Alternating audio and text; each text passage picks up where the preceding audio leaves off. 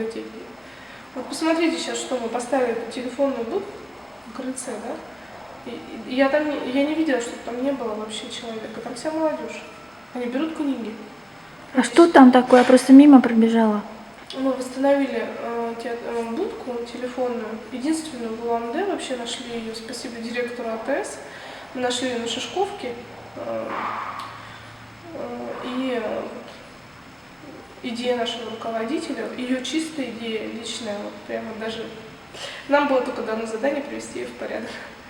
Она была совершенно убитая, полностью была коррозия металла, полностью вот ее как будто кто-то съел. Мы ее все обшили, привели ее в порядок и сделали буккроссинг. То есть это по аналогии, то, что в Лондоне... Ставишь книжку прочитанную, да, берешь другую. и берешь другую. Здорово. У нас на сегодняшний день они просто расходятся, все эти книжки. И кто-то приносит свои? Нет, пока не приносит.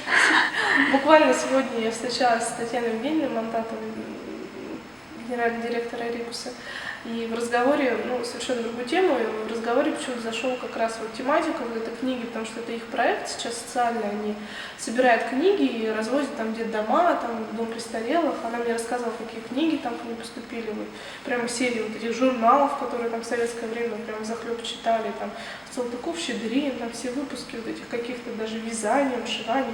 Они все собирают, развозят, и она говорит: Оля, я не знаю, что вообще с этим теперь делать, потому что книг еще вообще прям огромное количество. Мы с ней договорились, что она сдаст это все в нашу телефонную будку. И вот она, работа такой вот сплоченности.